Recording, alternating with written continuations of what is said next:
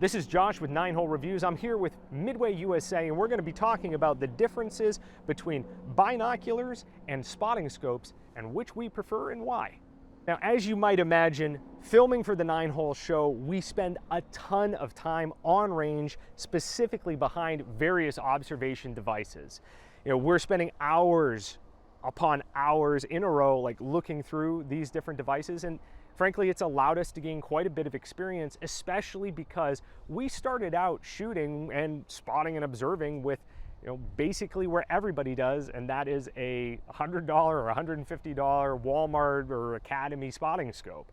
And we have had the opportunity to upgrade that over time, now using things like the Vortex Razor line, which is extremely clear and beautiful glass, but we've also got time behind optics like those from Leupold or Swarovski. And so we want to use that experience, the time that we've spent on range, to talk a little bit about why we prefer one of these items over the other. So there's a few key differentials between binoculars and a spotting scope. Let's jump right into that.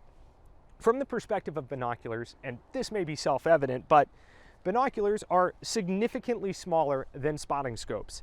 Even something like these razors in 18 power, which are relatively large by the standard of modern binoculars, are still going to be smaller than something like this razor spotting scope. And especially when you shrink down into the more standard 10 or 12 power binoculars, you can get those much smaller. They can be very small and compact, and also very lightweight, which makes binoculars ideal for packing and carrying around with you. So whether you're hiking, if you are hunting and potentially need observation from that perspective, you may choose binoculars because they're easier and faster to have on you and deploy, whereas a spotting scope in many cases really does need sort of a full stabilized position to utilize effectively. So we have it set up here on a MUB, which is basically just a tabletop that links into our ball head. But even if we were just running this spotting scope and we didn't have a tripod, we would need a very stable position in order to use it effectively. At least that's been our findings. Whereas binoculars, it's very easy to simply pick them up, put them up to your eye, and even though that you've got some twitch and some shake going on, even something like these, which again are at 18 power, are quite easy to deploy and utilize.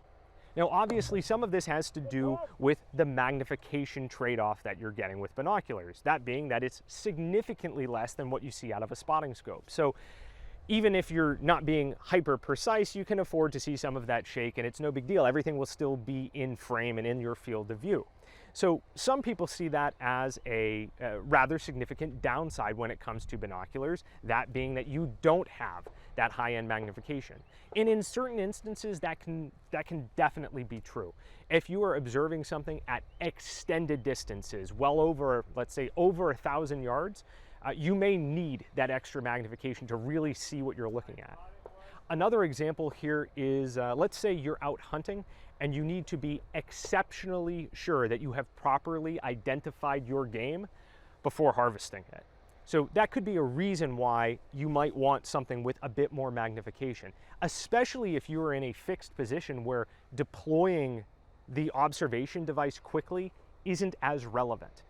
Now, with that said, in terms of how we use observation tools here on the show, one of the things that we have noticed is being hyper-focused and zoomed in on a given area or a target, let's say a 400-yard target, for example, being hyper-focused and zoomed in with extra magnification can actually make it more difficult to spot where an impact or miss is happening.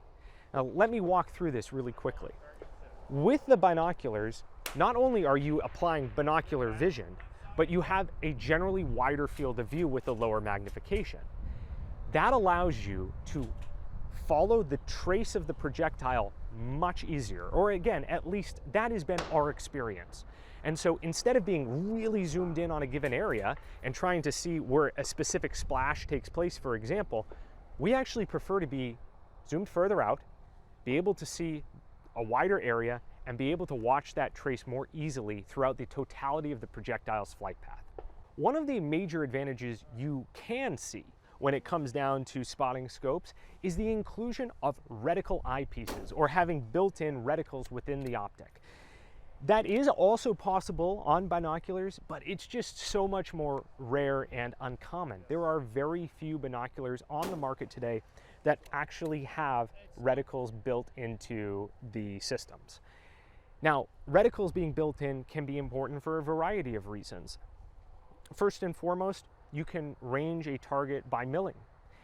Additionally, you can give a shooter very specific corrections on where they need to be in terms of making adjustments to a shot that they've taken.